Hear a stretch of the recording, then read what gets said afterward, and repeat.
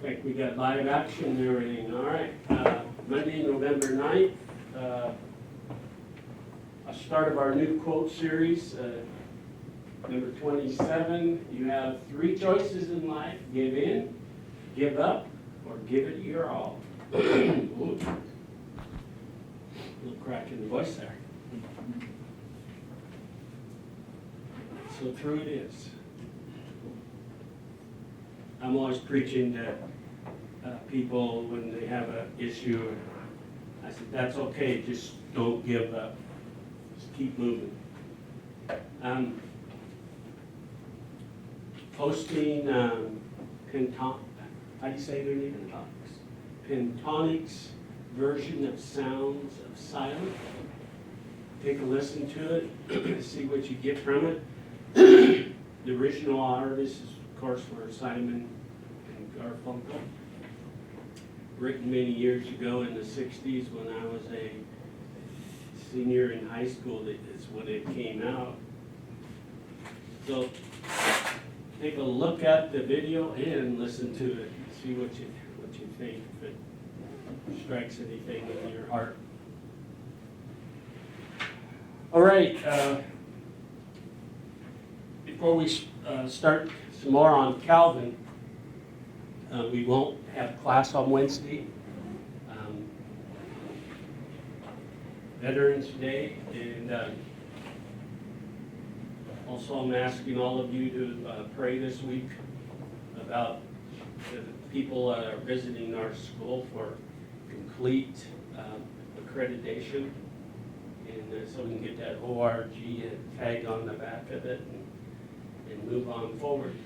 So keep that in your prayers.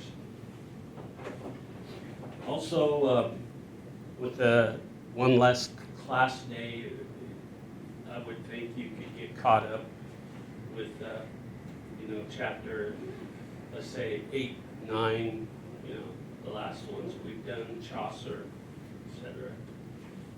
And I'm not so sure if we can get Calvin done today, so we may have to finish it up on Friday. So anyway, what we've covered so far is on the institutes.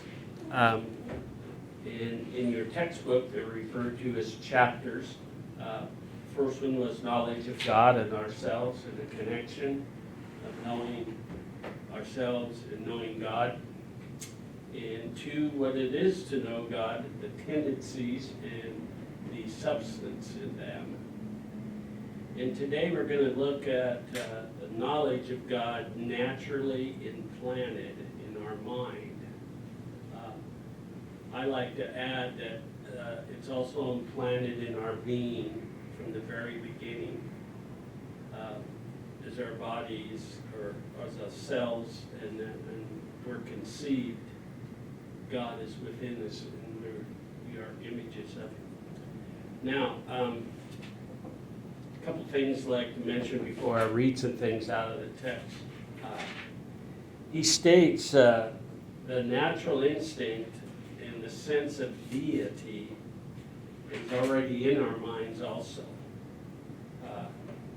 He singles out God individually as the creator, but the universal belief and acknowledgement exists, that God exists because of. Now that's, no matter, another way to say it, no matter how hard you try to put God out of your mind, or to be to acknowledge that, it's impossible. Now you can eventually work your way into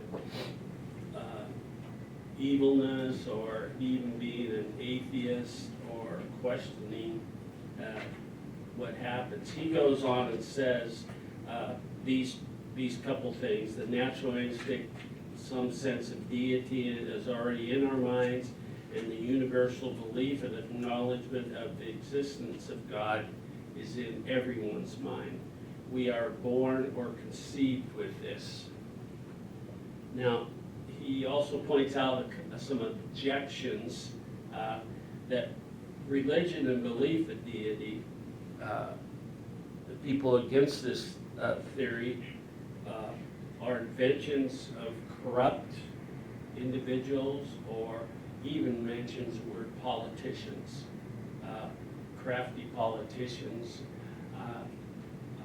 I really don't believe he means like Congress and president, but crafty people that have a politic way about them and how to dictate and to speak evil into people's hearts. Just like some people inspire you when you listen to them, some songs inspire you as you listen to them, but they can also be done the opposite. So keep that in mind. He says some of those examples would be the very wicked men of the world. He even uses the word atheist. And those type of people want to banish all fear of God. They know God exists, but they don't want to, they want to cover it up. So, what he says is, we go back to page, top of page 245. He restates in his first step that there exists in the human minds, and indeed by natural instinct, some sense of deity. Okay, we hold to be beyond dispute. Now, this is him speaking, writing. Since God himself is to prevent any man from pretending ignorance, has endured all men with some idea of the Godhead, the memory of which he constantly renews and occasionally enlarges within us, that all to a man being aware that there is a God and that he is their maker. Now just go down a sentence. Certainly, if there is any quarter segment, in other words, where it may be supposed that God is unknown, most likely for such an instant to exist is among the dullest tribes furthest removed from civilization. But as the heathen tells us, there is no nation or barbarous, no race so brutal, and not to be imbued or with some knowledge with theirs or conviction that there is a God. Even those who respect seem to differ, at least from lower animals, containing or constantly retain some sense of religion. In other words, some research has been done to the most uncivilized tribes, as he calls them, people in the world have some sense of being, that there is a God. Now, is it the God that we know, the Godhead as we know? It could be. I'd like to tell you a little story about our church in Honduras and going up and into the mountains and becoming part of helping but not doing the work, although joining in the work of helping certain groups of people who have very little to live on. And one of the things our group has done is send not only our teens but our adults to help them with water, better harvest of, it's usually tobacco, and other plants to sustain themselves. We've even, right alongside them, built homemade, I guess, homes, churches, schools at a very small level, other than just straw huts. But the people, I've never been there, but all the people that I've talked to that's been there, including the young group, all sense and see God there. Somehow, through their primitive lifestyle, they do cherish and believe in God. And it's remarkable that they're more, some of the kids have said, they're more godlike than I am, or that we are, since we have all so many things that we are blessed with. Okay, down a little further. Actually, I'm not going to read that. I want you to go ahead and turn the page over to 246 and 247. It's just a little sec. Number 3, I want to go to number 3. All men, that's down to bottom of 246.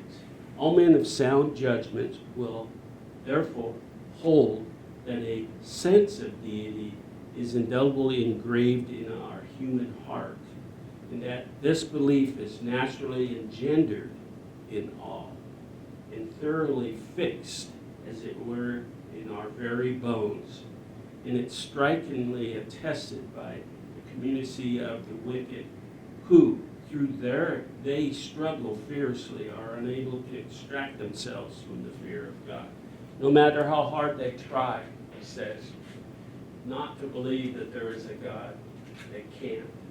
There's always something gnawing at them, even if they're the most evilest person. And a lot of times they will be striking out at God or those people that cherish God.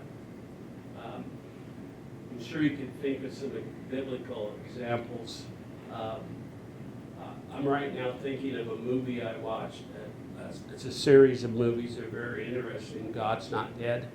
I don't know if either one of you have seen those, about the atheist professor, you know, and challenge of a young man in one of the movies, let's say. But it's interesting in that respect that you open your mind and look at it, he says. And that's Calvin. Okay, on page 247, about in the middle there.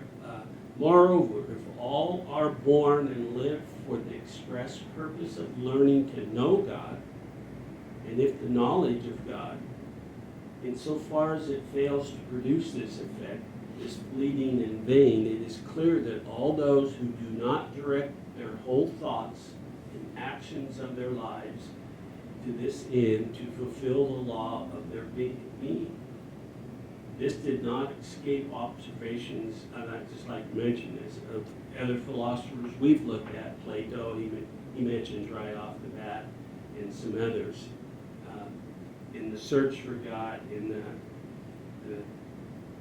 the effect, if you don't have that search or drive to move forward, is it in fleeting, is it in vain? And he says, whatever we do will not fulfill our purpose. And our purpose is God, he says, created us to fulfill that purpose. Okay, I want to stop there because I want you to take the time to go back and read the sections